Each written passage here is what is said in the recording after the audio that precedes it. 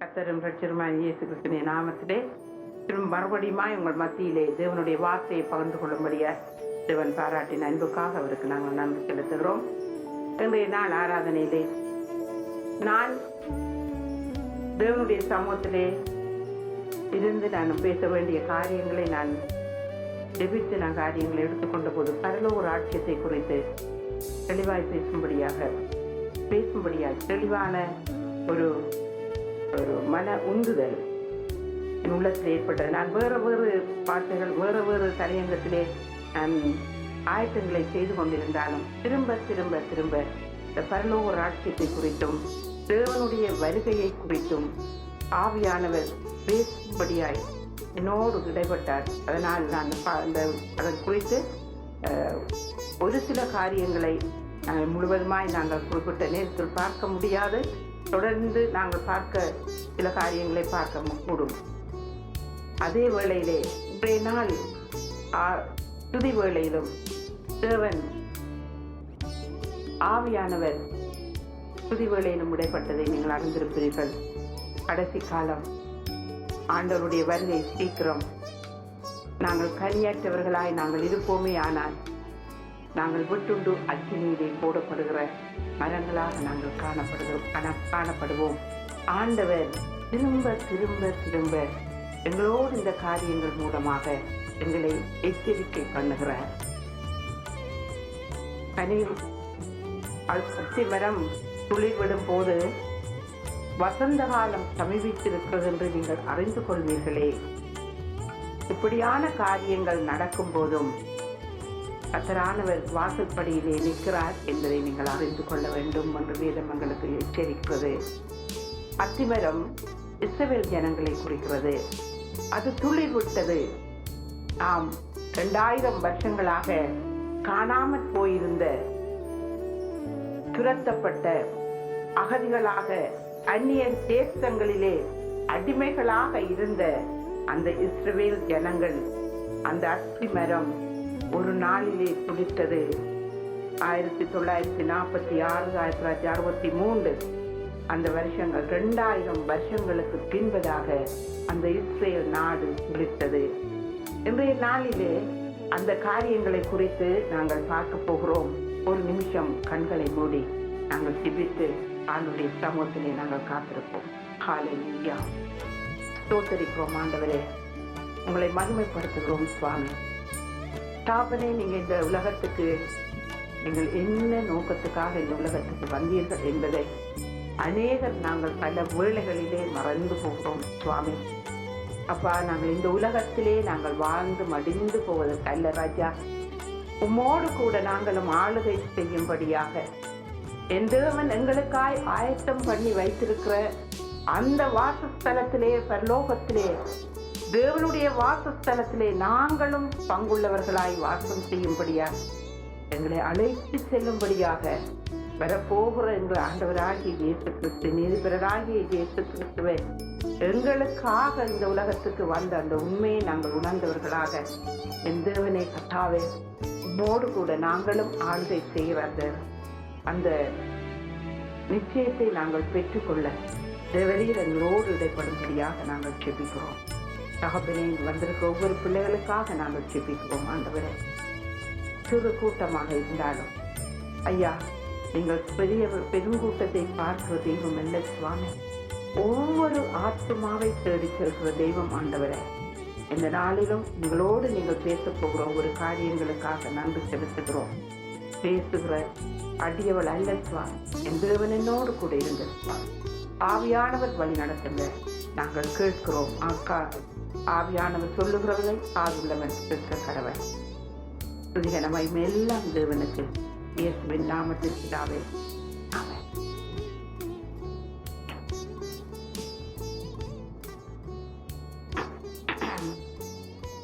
பரலோகம் அது தேவனுடைய வாசஸ்தலம். எப்படி நாங்கள் அப்படி அதை நிச்சயமாக நாங்கள் சொல்ல முடியும்? பரலோகம் தேவனுடைய வாசஸ்தலம். மத்தேயு 6ஆம் அதிகாரம் 9ஆம் வசனத்திலிருந்து 13ஆம் வசனம் வரை நாங்கள் வாசித்து பார்ப்போமே. ஆனால் அது எங்கள் எல்லாருக்கும் தெரிந்த ஒரு காரியம். ஆண்டவராகிய இயேசு கிறிஸ்துவிடம் தன்னுடைய சீஷர்கள் வந்து, ஆண்டவரே, எங்களுக்கு ஜெபிக்க கற்றுத்தாரும், நாங்கள் எப்படி ஜெபிக்க வேண்டும் என்று எங்களுக்கு கற்றுத்தாரும் ஆண்டவரே என்று சொல்லி அவர்கள் கேட்டபோது ஆண்டவர் சொன்னார், நீங்கள் ஜெபம் பண்ணும் போது அறை வீட்டுக்குள் பிரவேசித்து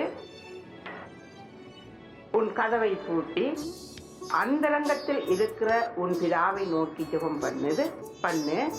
அப்பொழுது அந்தரங்கத்தில் பார்க்கிற உன் பிதா வெளியரங்கமாய் உனக்கு பலன் அளிப்பார். அன்றையும் நீங்கள் ஜெபம் பண்ணும் போது அஞ்ஞானிகளைப் போல வீண் வார்த்தைகளை அலப்பாதீங்கள்.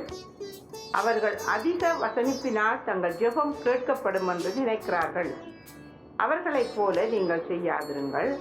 உங்கள் பிதாவை நோக்கி நீங்கள் வேண்டிக் கொள்வதற்கு முன்னமே உங்களுக்கு இன்னது தேவை என்று அவர் அறிந்திருக்கிறார். நீங்கள் ஜெபம் பண்ண வேண்டிய விதமாவது, இதுதான் ஆரம்பம். நீங்கள் ஜெபம் பண்ண வேண்டிய விதமாவது, பரமண்டலத்தில் இருக்கிற எங்கள் பிதாவே, உம்முடைய சித்தம் பிதாவே, உம்முடைய நாமம் பரிசுத்தப்படுவதாக. 9வது வசனம், நீங்கள் ஜெபம் பண்ண வேண்டிய விதமாவது, பரமண்டலங்களில் இருக்கிற எங்கள் பிதாவே, உம்முடைய நாமம் பரிசுத்தப்படுவதாக. நான் ஆரம்பத்திலே சொன்னேன், பரலோகம் தேவனுடைய வாசஸ்தலம். அதனால்தான் ஆண்டவர் அங்கே அவர்களுக்கு கற்றுக் கொடுக்கும் போது பரமண்டலங்களில் இருக்கிற எங்கள் பிதாவே என்று தேவனை நோக்கி, நீ உன் அந்தரங்கத்திலே நீ போய் உன் அறை வீட்டுக்குள் பிரவேசித்து உன் பிதாவை நோக்கி நீ ஜெபம் பண்ணும்போது அங்க பரலோகத்துல இருக்கிற உன் பிதாவை நீ நோக்கி வேண்டுதல் செய். 10ஆம் வசனத்திலே, உம்முடைய சித்தம் பரலோகத்திலே செய்யப்படுகிறது போல பூமியிலேயும் செய்யப்படுவதாக. அவர் பரலோகத்திலே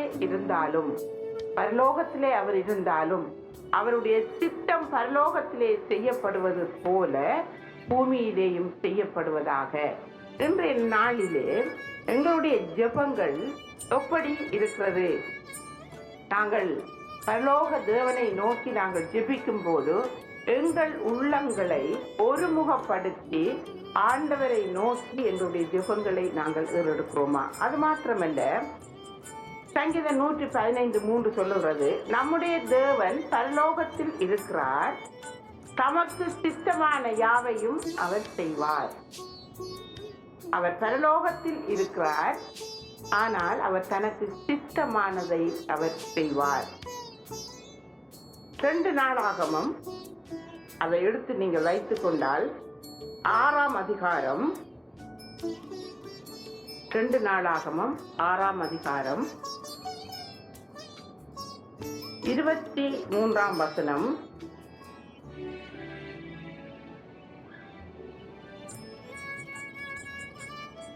அப்பொழுது பரலோகத்தில் இருக்கிற தேவரீர் கேட்டு துன்மார்க்கனுடைய நடக்கையை அவன் தலையின் மேல் சுமர பண்ணி அவனுக்கு நீதியை சரி கட்டவும். அப்ப பரலோகத்தில் இருக்கிற தேவரீர் கேட்டு. 25ஆம் வசனம், பரலோகத்தில் இருக்கிற தேவரீர் கேட்டு. 27ஆம் வசனம், பரலோகத்தில் இருக்கிற தேவரீர் கேட்டு. இது எதற்காக நான் எடுத்து சொல்லுவேன் என்றால், பரலோகத்தில் தேவன் இருக்கிறார், அதுதான் அவருடைய வாசஸ்தலம். 2 நாளாகமம் 7ஆம் அதிகாரம் 14ஆம் வசனம், அது நாங்கள் யாவரும் நன்காய் அறிந்த ஒரு வசனம். அதிகமாக எங்கள் தேசத்துக்காக நாங்கள் ஜெபிக்கும் போது இந்த வசனத்தை நாங்கள் சொல்லி ஜெபிப்போம். எப்படி? என் நாமம் தரிக்கப்பட்ட என் ஜனங்கள் தங்களை தாழ்த்தி ஜெபம் பண்ணி என் முகத்தை தேடி தங்கள் பொல்லாத வழிகளை விட்டு திரும்பினால், அப்பொழுது பரலோகத்தில் இருக்கிற நான் கேட்டு அவர்கள் பாவத்தை மன்னித்து தேசத்துக்கு சேமத்தை கொடுப்பேன். அப்போ தேவனுடைய திட்டம் பரமண்டலத்திலே செய்யப்படுகிறது போல பூமியிலேயும் செய்யப்படுவதாக. நாங்கள் அப்படியாக எங்களை தாழ்த்தி நாங்கள் அவரை நோக்கி நாங்கள் விண்ணப்பம் பண்ணும் போது அவருடைய சித்தம் இங்கே பூமியிலும் செய்யப்படுகிறது. அதுதான் உங்களுடைய சித்தம் பரலோகத்திலே செய்யப்படுகிறது போல பூமியிலும் செய்யப்படுவதாக. பரலோக ராஜ்யம் என்று நாங்கள் அதிகமாய் சொல்லிக் கொண்டிருக்கிறோம். பரலோக ராஜ்யத்தை குறித்து அநேக காரியங்களை உவமைகளாக ஆண்டவர் சீசர்களோடு பேசினார். சீசர்களுக்கு அதை உவமைகளாக அவர் சொல்லிக் கொடுத்தார், அவர் விளங்க பண்ணினார். அதை நான் பின்பகுதியிலே நான் பார்க்க விரும்புகிறேன். காரணம் என்னவென்றால், எல்லாவற்றையும் அவர் சொல்லிவிட்டு கடைசியிலே அவர் சொன்னார், தேவனுடைய ராஜ்யம் உங்களுக்குள்ளே வந்திருக்கிறது. அவன் எப்படியாக தேவனுடைய ஆலயத்தை கட்டும்படியாக ஆரம்பத்திலே கல்லை வாத்து எண்ணெய் விட்டு வணங்கின ஜனங்களுக்கு ஆலயத்தை கட்டும்படியாக அந்த உடன்படிக்கை பெட்டியை தங்களுடைய கூடாரத்திலே வைத்து வணங்கின வேளையிலே ஒரு மாதிரியான ஆலயத்தை கட்டும்படியாக ஆண்டவர் மாதிரியை கொடுத்து அந்த ஆலயத்தை கட்டி அதிலே ஆராதனை செய்யும்படியாக ஜனங்களை படிப்படியாக தேவனை பக்தியோடு ஆராதிக்கும்படியாக எப்படி அவர்களை வழிநடத்தி கொண்டு வந்தாரோ, கடைசியாக அவர் ஆண்டவராகிய இயேசு கிறிஸ்து இந்த உலகத்துக்கு வந்தபோது அவர் சொன்னார், கைகளால் கட்டப்பட்ட ஆலயத்திலே நான் வாசம் பண்ணுவதில்லை, நீங்களே என்னுடைய ஆலயம் என்று எங்களையே அவர் ஆலயமாக்கினார். எங்களுடைய உள்ளமே, எங்களுடைய சரீரமே அவருடைய பரிசுத்தமான ஆலயமாய் இருக்க வேண்டும் என்று அவர் வாஞ்சித்தார்.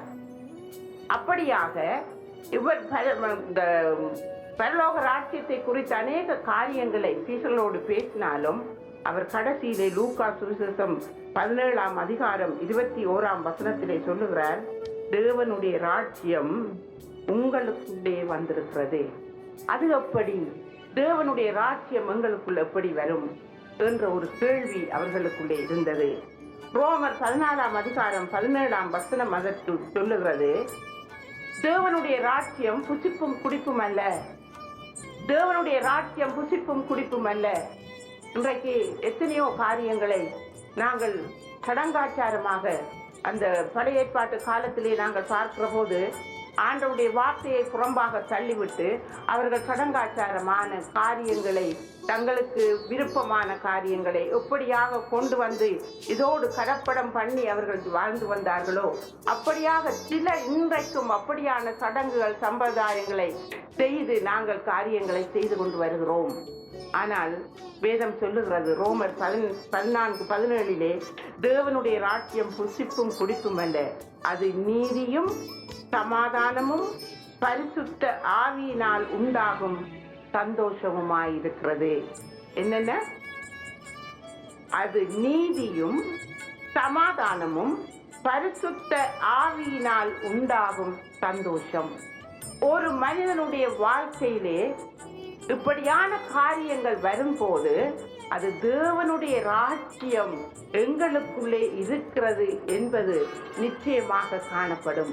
மனித வாழ்க்கையிலே அந்த ஒரு சூழ்நிலை, அவன் ஒரு நீதி உள்ளவனாக, ஒரு சந்தோஷம் உள்ளவனாக, ஒரு சமாதானம் உள்ளவனாக, பரிசுத்த ஆவியினாலே அனுதினமும் வழிநடத்தப்படுகிறவனாக அவன் காணப்படும் போது, அதிக வேளையிலே நாங்கள் சொல்லுகிறோம், துதி வேளையிலே பரிசுத்த ஆவியானவருடைய அபிஷேகம் வந்து இறங்கின போது பரலோகத்தையே நான் தரிசித்தேன், பரலோக முன் ருசியே நான் அனுபவித்தேன் என்று நாங்கள் அப்படியாக அந்த காரியத்துக்குள்ளாய் நாங்கள் எங்களுடைய ஆவி, ஆத்மா, சரீரம் முழுவதையும் அதற்குள்ளாக நாங்கள் ஒப்பு கொடுக்கிற போது அதை உணர முடிகிறது, அதை அனுபவிக்க முடிகிறது.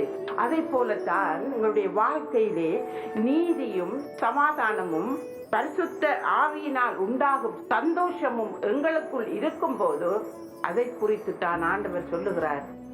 அவர் அங்கே இருக்கிறார், நீங்கள் அதை கண்ணாலே நீங்கள் காண முடியாது.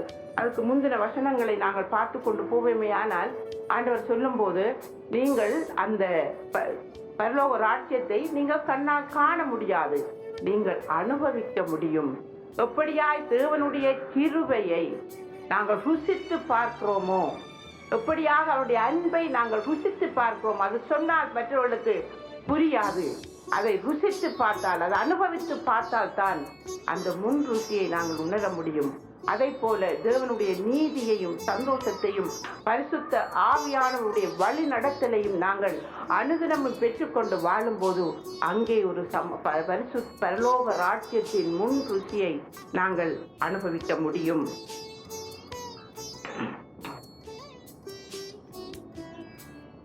ஆண்டவராகிய இயேசு கிறிஸ்து இந்த உலகத்தில் வாழ்ந்த காலங்களிலே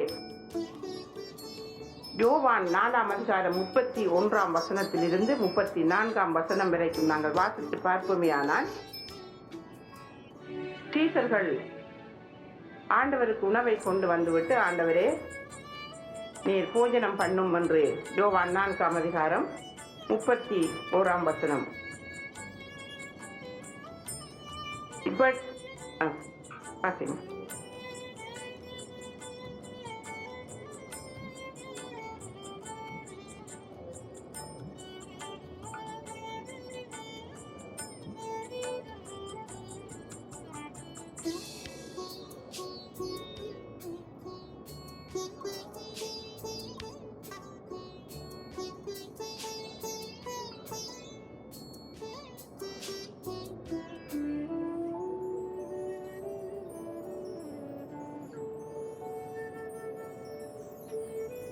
ஆமென்.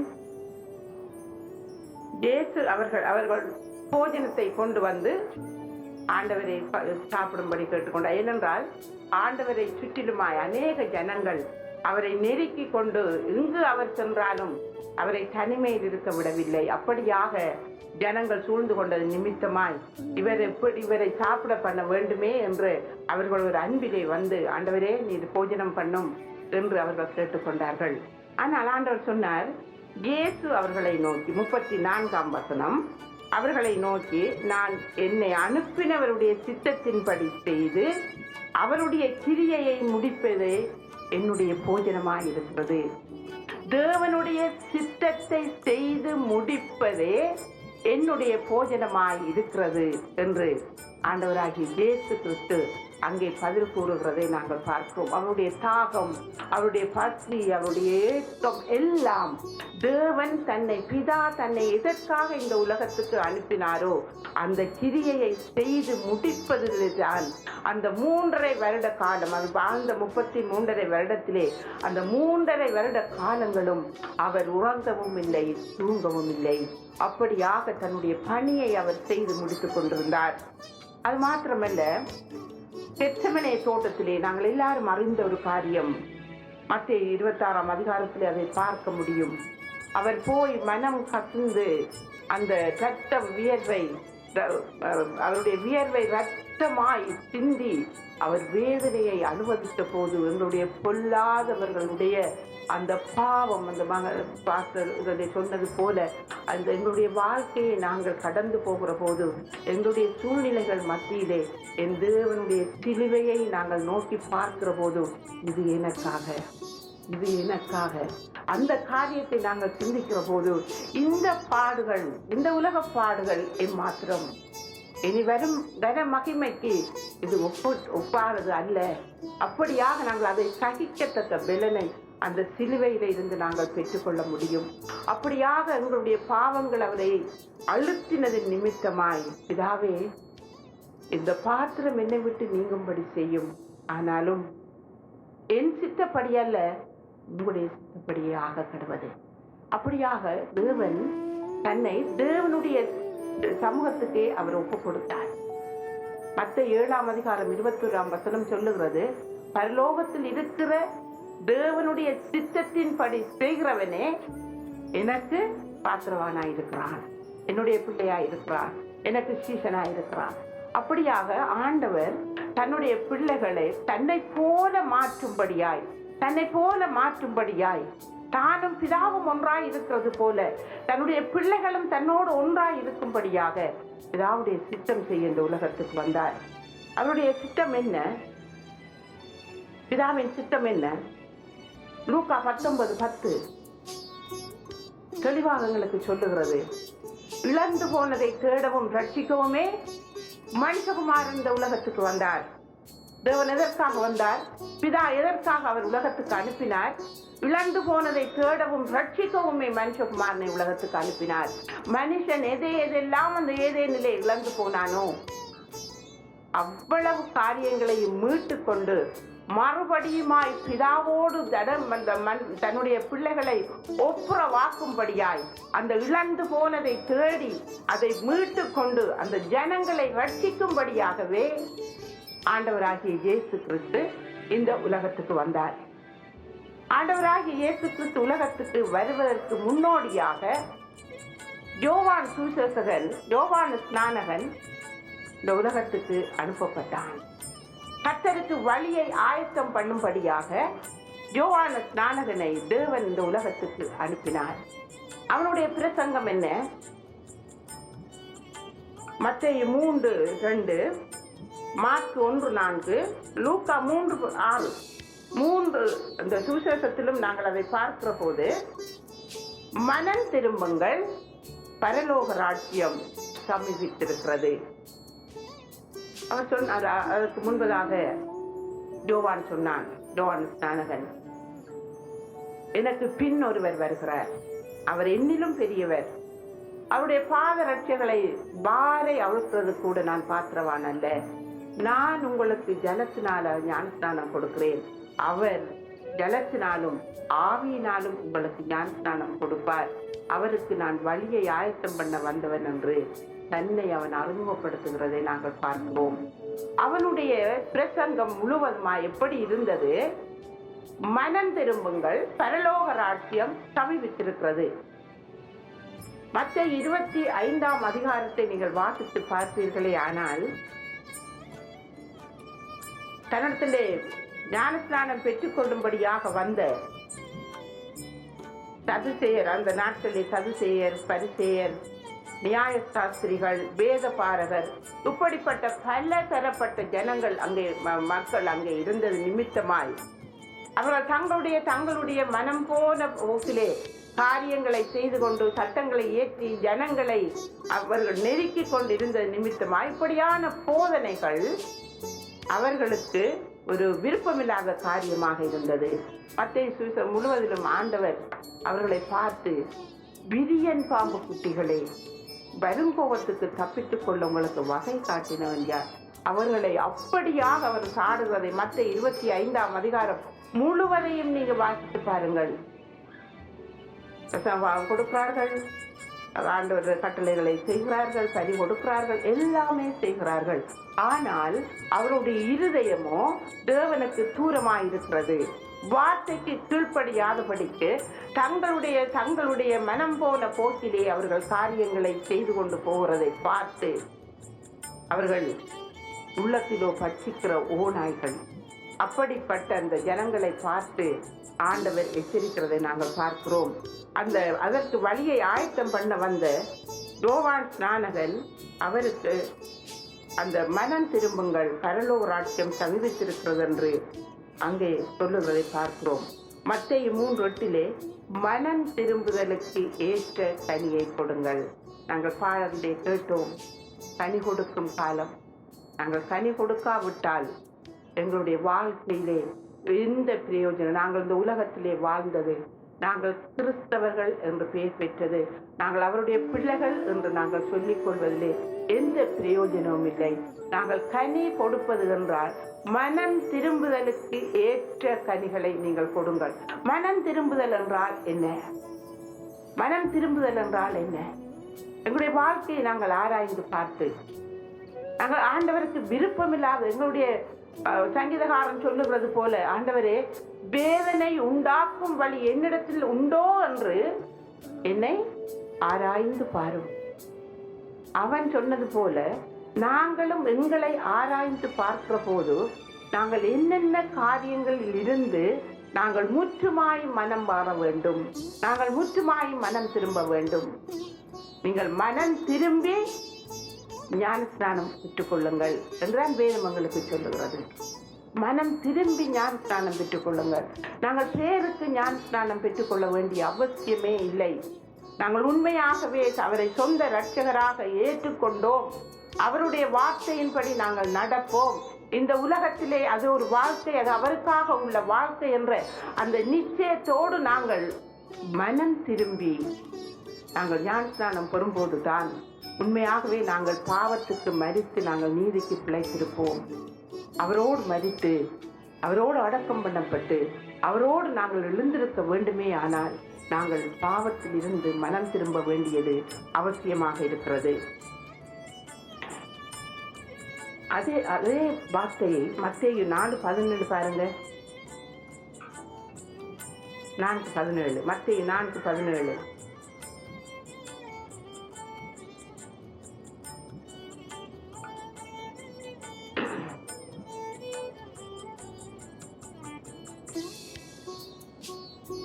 ஆண்டவருடைய பிரசங்கமும் அதாகவே இருந்தது. காரணம், அதற்காகத்தான் முன்னதாகவே அந்த யோவான் ஸ்நானகன் அனுப்பப்பட்டான்.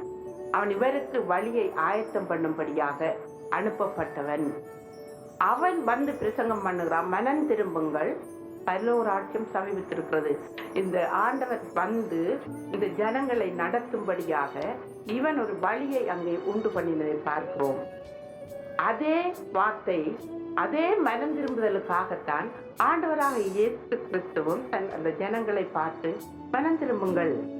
ஆண்டவர் அந்த அநேக மன பிரசங்கத்திலே நாங்கள் பார்க்கிற போது அநேக ஜனங்களை அவர் பார்த்த போது அவர்கள் மேய்ப்பன் இல்லாத ஆடுகளை போல அவர்கள் தொய்ந்து போய் இருந்ததை அவர் பார்த்து மனதுருகி அந்த ஜனங்களுக்கு அவர் போதனை செய்ததை நாங்கள் பார்க்கிறோம். சுகம் கொடுத்ததை நாங்கள் பார்க்கிறோம். அவருடைய தேவைகளை சந்தித்ததை நாங்கள் பார்க்கிறோம்.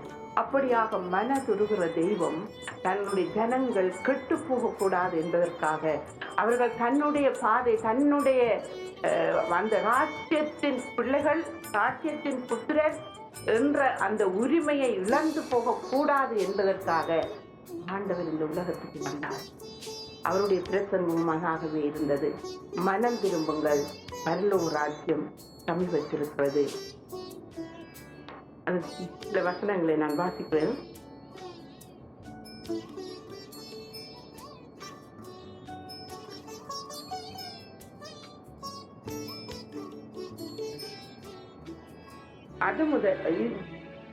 அதற்கு முதல் வசனத்தை நான் வாசிக்கிறேன். இருளில் இருக்கும் ஜனங்கள் பெரிய வெளிச்சத்தை கண்டார்கள், மரண இருளின் திசையில் இருக்கிறவர்களுக்கு வெளிச்சம் உதித்தது என்று ஏசாயா தீர்க்கதரிசியினால் உரைக்கப்பட்டது நிறைவேறும்படி இப்படி நடந்தது. அது முதல் இயேசு மனம் திரும்புங்கள், பரலோக ராஜ்யம் சமீபித்திருக்கிறது என்று பிரசங்கிக்க தொடங்கினார். ஆண்டவராகிய இயேசு கிறிஸ்து பிறப்பதற்கு முன்பதாகவே ஏசாயா தீர்க்கதரிசியினால் உரைக்கப்பட்ட இந்த காரியம், இருளில் இருக்கிற ஜனங்கள் பெரிய வெளிச்சத்தை கண்டார்கள், மரண பயத்திலே மரண இருளிலே இருக்கிற ஜனங்களுக்கு வெளிச்சம் உதித்தது என்று சொல்லத்தக்கதாக அந்த காரியம் அங்கே நிறைவேறும்படியாக ஆண்டவர் இந்த காரியத்தை அங்கே இந்த வசனத்தை அங்கே உரைக்கிறதை நாங்கள் பார்க்கிறோம். யோவான் 3ஆம் அதிகாரம் 34-35.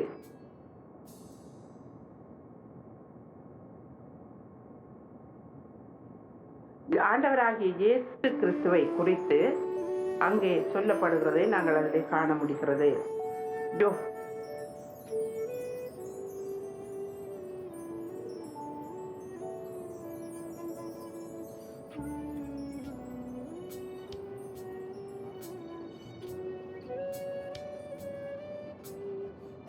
எல்லாவற்றையும் அவர் கையில் ஒப்பு கொடுத்திருக்கிறார்.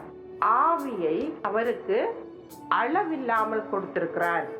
தேவனால் அனுப்பப்பட்டவர் தேவனுடைய வார்த்தைகளை பேசுகிறார். தேவன் தமது ஆவியை அளவில்லாமல் கொடுத்திருக்கிறார். பிதாவானவர் குமாரனில் அன்பாயிருந்து எல்லாவற்றையும் அவர் கையில் ஒப்பு கொடுத்திருக்கிறார்.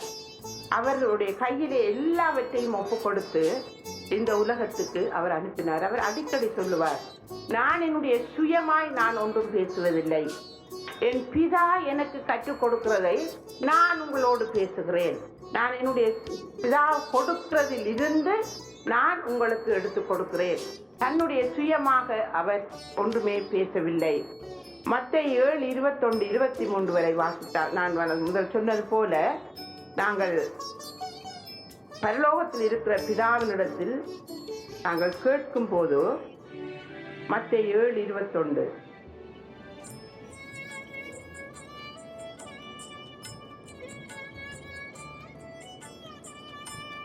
அல்லாமல்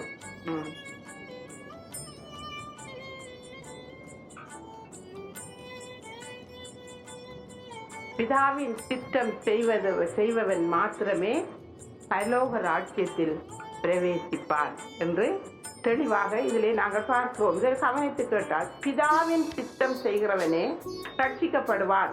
ரட்சிக்கப்பட்டவன் பரலோகம் செல்வான். ஒரு முறை அவருடைய தாயும் சகோதரரும் வந்து சீசர்களிடத்திலே தன்னுடைய இயேசு கிறிஸ்துவை பார்க்க வேண்டும் என்று சொன்ன போது, அப்போ அவர் சொன்னார், அவர் பிரசங்கம் பண்ணி கொண்டிருக்கிறார். அப்போது அவர் சொன்ன வார்த்தை, பிதாவின் சித்தம் செய்கிறவனே எனக்கு தாயும் சகோதரர்களும், இவர்களே என் தாயும் சகோதரர்களும் என்று அங்கே அவர் சொல்லுகிறதை நாங்கள் பார்க்கிறோம்.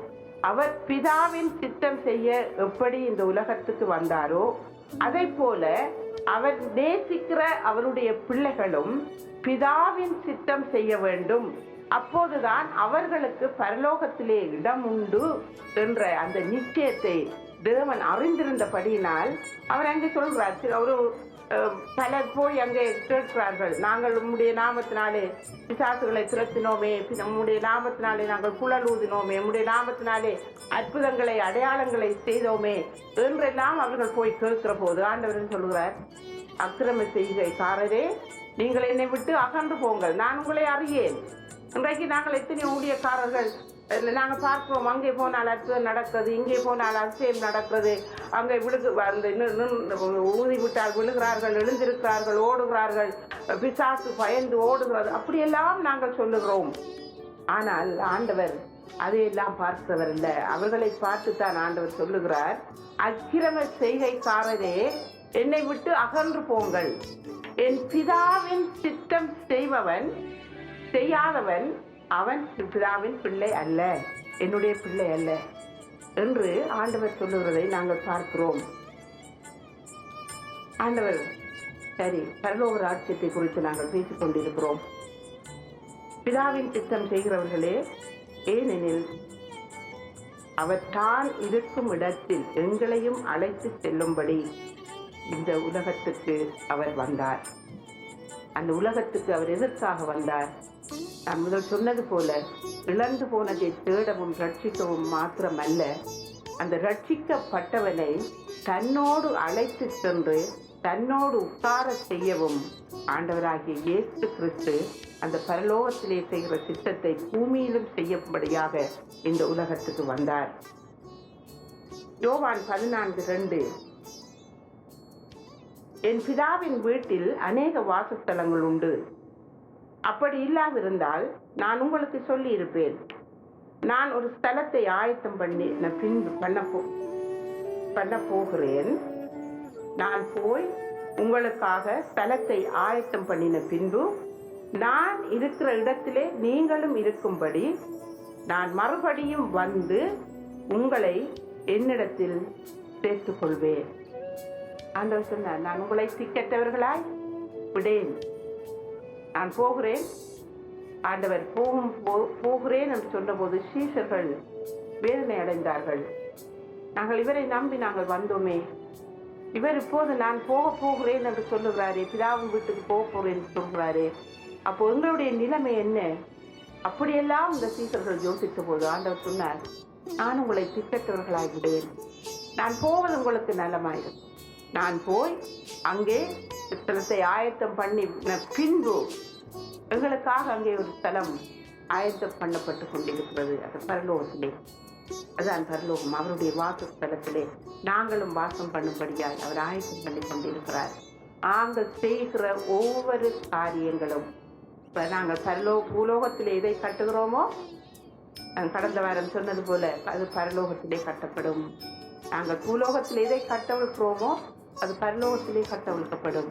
ஆண்டவர் எங்களுக்காக ஒரு வாசஸ்தலத்தை அங்கே கட்டி கொண்டிருக்கிறார். நாங்கள் செய்கிற ஒவ்வொரு காரியமும் ஒவ்வொரு கற்களாக அங்கே சேர்த்து கட்டப்படுகிறது. அந்த வாசஸ்தலத்திலே எங்களை கொண்டு போய் சேர்க்க அவர் வாஞ்சை உள்ளவராக அவர் மறுபடியும் வரப்போகிறார்.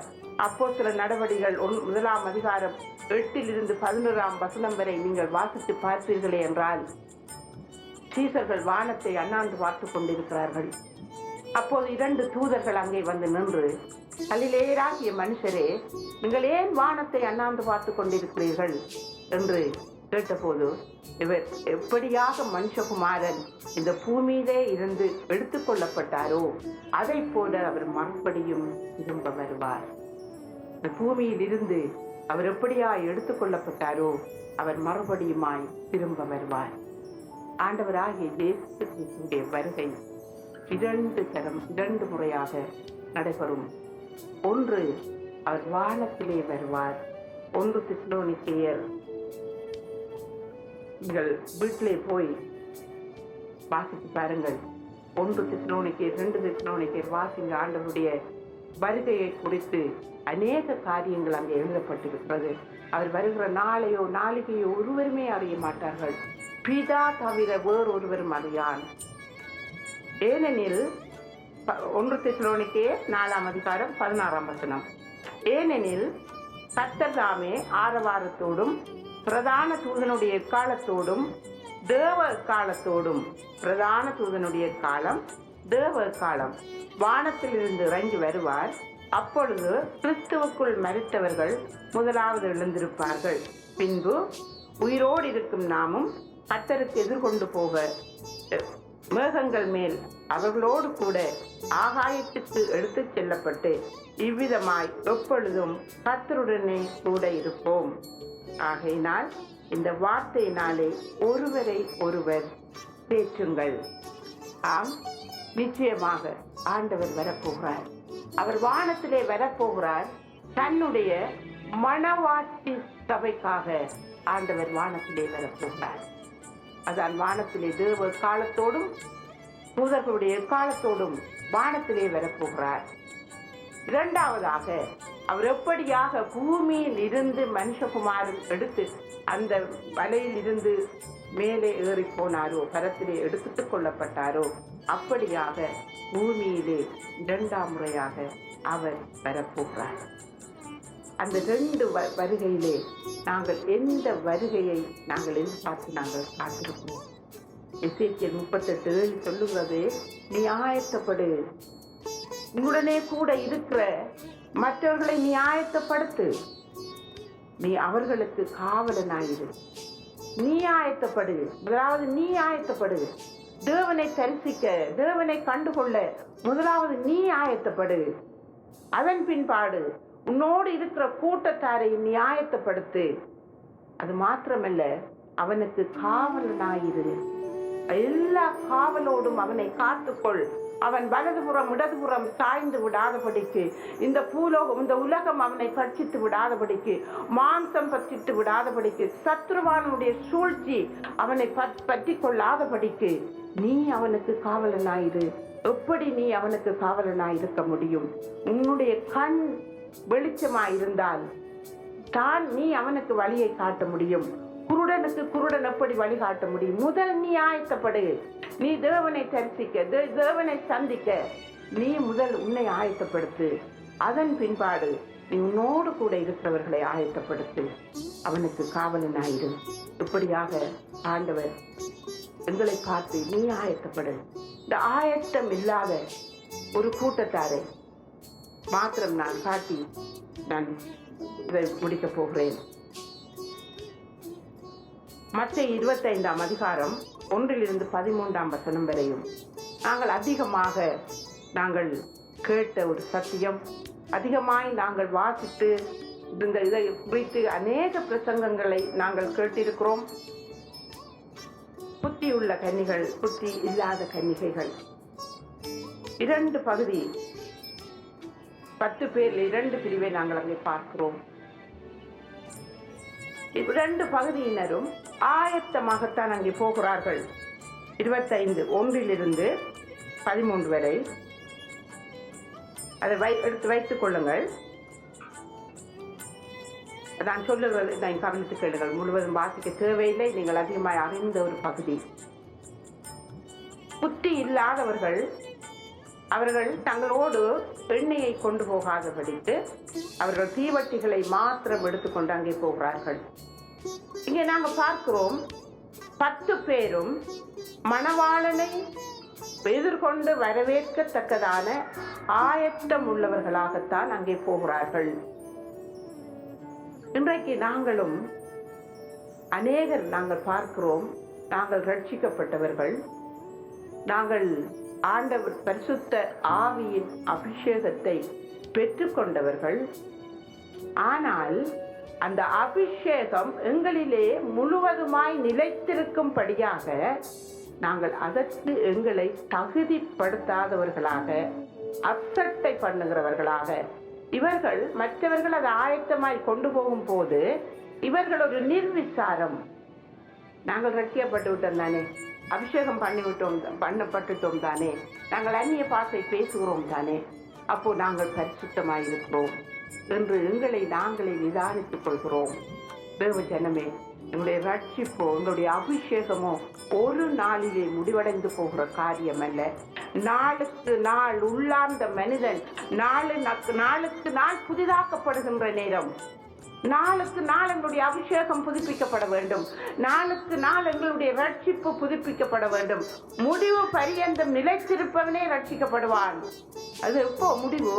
ஆண்டவராகிய இயேசு கிறிஸ்துவின் வருகை பரியந்தம் அந்த ரட்சிப்பிலே நிலைத்திருக்கிறவன் தான் முழுமையாக ரட்சிக்கப்பட்டவன். நாங்கள் அரைகுறையாக நாங்கள் கொஞ்சம் அபிஷேகத்தை பெற்றுக்கொண்டோம், நாங்கள் ஆவியானவர்களால் நடத்தப்படுகிறோம் என்று நாங்கள் நினைத்துக் கொண்டு நாங்கள் அந்த அபிஷேகத்தை அசட்டையாய் நாங்கள் விட்டு விடுகிறோம். கொழுந்து விட்டு எரியாதபடிக்கு, அது மற்றவர்களுக்கு முன்பாக பிரகாசிக்காதபடிக்கு நாங்கள் எங்களுக்குள்ளே அதை அடக்கி வைத்துக் கொள்கிறோம். காரணம் எங்களுடைய நிர்விசாரம். அவர்களுக்கு அந்த தூக்க மயக்கம். மணவாளன் வரும் வரைக்கும் அவர்கள் தூங்குகிறார்கள். ஆனால் அங்கே ஆயத்தமாய் போன பெண்கள் அதற்கு எண்ணெயை ஊற்றி அவர்கள் மணவாளனோடு அறைக்குள்ளே போய்விட்டார்கள். அவர்கள் ஆயத்தமாய் இருந்தார்கள். அதான் எசேக்கியேல் இங்கே 32 சொல்லுகிறார், நீ ஆயத்தப்படு, முதலாவது நீ ஆயத்தப்படு. அங்கே மற்றொரு கேட்கிறார்கள், எனக்கு கொஞ்சம் எண்ணெய் தாருங்கள். முடியாது, கொடுக்க முடியாது. என்னுடைய அபிஷேகம் எனக்கு தான், அதை மற்றவருக்கு நாம் பகிர்ந்து கொடுக்க முடியாது.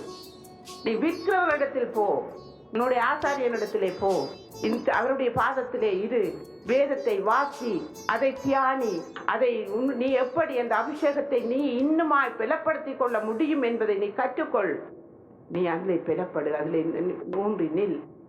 அப்படியாக தேவனுடைய வார்த்தை சொல்லுகிறது, இந்த புத்தி இல்லாத ஸ்திரீகளைப் போல ஒரு நிர்விசாரமான வாழ்க்கை நாங்கள் வாழ்ந்து கொண்டே இருப்போமே. ஆனால் ஆண்டவர் வருகிற போது நாங்கள் பகிரங்க வருகை, ரகசிய வருகையில் மாத்திரமல்ல, பகிரங்க வருகையிலும் நாங்கள் கைவிடப்பட்டு போனால் எங்களுடைய வாழ்க்கையில் அதை போல ஒரு துக்ககரமான காரியம் இல்லை. அவனுடைய சத்துருவானவனுடைய அந்தி கிறிஸ்துனுடைய கையிலே நாங்கள் அகப்பட்டவர்களாய், அவனுடைய ஆட்சிக்குள்ளாக நாங்கள் சித்திரவதைப்படுகிறவர்களாய் நாங்கள் கைவிடப்பட்டு போகிற சூழ்நிலையிலே நாங்கள் இருப்போம். தேவ ஜனமே, நீ பெற்றுக்கொண்ட ரட்சிப்பை காத்துக்கொள், நீ பெற்றுக்கொண்ட அபிஷேகத்தை காத்துக்கொள்.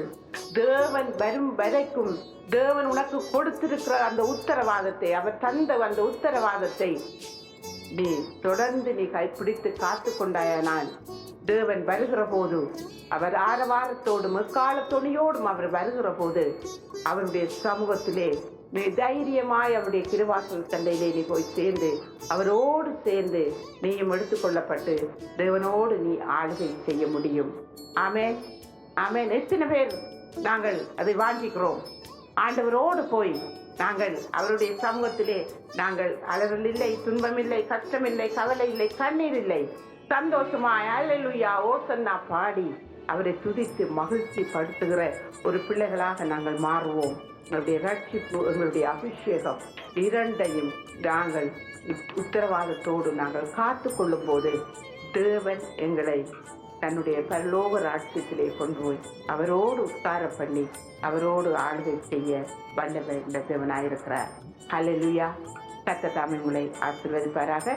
தொடர்ந்து இந்த நான் சொன்னேன் பரலோக ராஜ்யத்தை குறித்து அநேக உவமைகளை ஆண்டவர் பேசினார் என்று திரும்ப செய்தியிலே நாங்கள் அதை கேட்போம். ஆமென்.